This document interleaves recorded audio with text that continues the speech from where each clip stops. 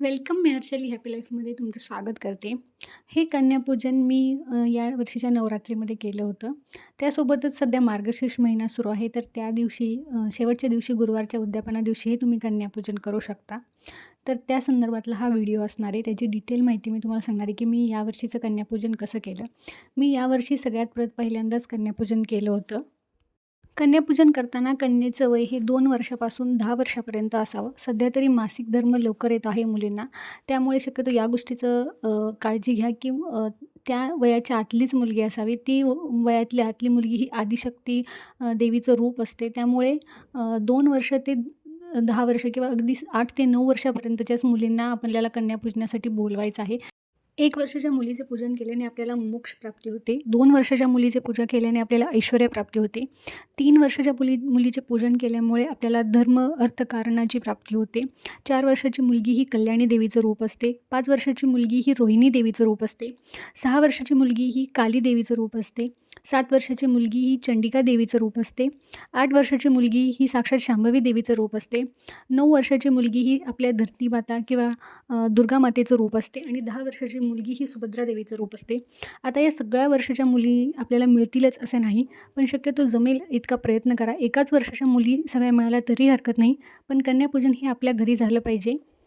सगळ्यात आधी प्रत्येक कन्येचे पाय मी ताम्हणात घेऊन स्वच्छ धुवून घेतले. त्यानंतर आपल्या साडीच्याच पदराने ते पाय स्वच्छ असे पुसून घ्यायचे आहेत. पाय पुसून घेतल्यानंतर त्यावरती हळदी-कुंकू आणि छान असं स्वस्तिक काढून घ्यायचं आहे. त्यानंतर हळदी-कुंकू लावून अक्षदा वाहून त्या कन्येचं पूजन करायचं आहे. आणि यासाठी मी आमच्या सोसायटीतल्या सगळ्या मिळून 7 मुलींना बोलवलं होतं आणि 8वा माझा मुलगा. कोणत्याही विषम संख्येमध्ये तुम्ही या मुलींना बोलवू शकता. 1, 3, 5, 7, 9, 11 या पद्धतीनं. आणि त्यासोबतच एका मुलाला म्हणजे भैरवदेव या पद्धतीनं त्या सगळ्यांची अशी पूजा केली जाते. जर तुम्हाला जास्त मुली मिळाल्या नाहीत तरी काही हरकत नाही. एक मुलगी, एक कन्या तुमच्या घरी आली पूजनासाठी तरी ती पुरेशी असते. परंतु बाहेर जाऊन कुठेही कन्यापूजन करायचे नाही. ती कन्या आपल्या घरी आली पाहिजे, तिचे पूजन आपल्या घरी झाले पाहिजे. म्हणून ह्या सगळ्यांना मी घरी बोलवलं होतं. सगळ्यात आधी यांची पूजा करून घ्यायची आणि मग जेवण आणि त्यानंतर आपण त्यांना वस्तू देतो त्या करायचं आहे. काही जणी आधी जेवण, वस्तू देतात आणि मग पूजन करतात. पण तसं न करता मी आधी यांची पूजन करून घेतले. आरतीने तिला छान असं ओवाळून घ्यायचं आहे. त्यानंतर आपलं डोकं पूर्ण तिच्या पायावर टेकेल या पद्धतीने तिला नमस्कार करून घ्यायचा आहे. कन्येच्या रूपाने साक्षात देवीच आपल्या घरी येते. त्यामुळे आपण ज्या पद्धतीने अजून चांगल्या पद्धतीने यथासांग असं त्या देवीचं पूजन करून घ्यायचं आहे. अशा पद्धतीने सगळ्यात आधी मी 7ही कन्यांचे छान असे पूजन करून घेतले.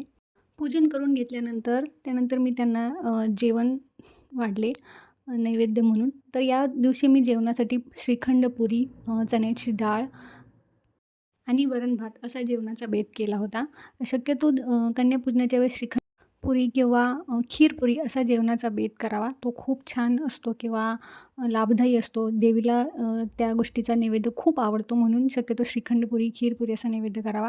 ह्या वर्षीचं माझं कन्यापूजन हे पहिलं होतं, त्यामुळे मी जेवण केलं होतं. आपल्याला प्रत्येकीलाच ते जेवण करायला जमेल असं नाही. तुम्ही खीर फक्त करू शकता किंवा खायला एक केळ म्हणून देऊ शकता किंवा फक्त मसाले दूध देऊ शकता.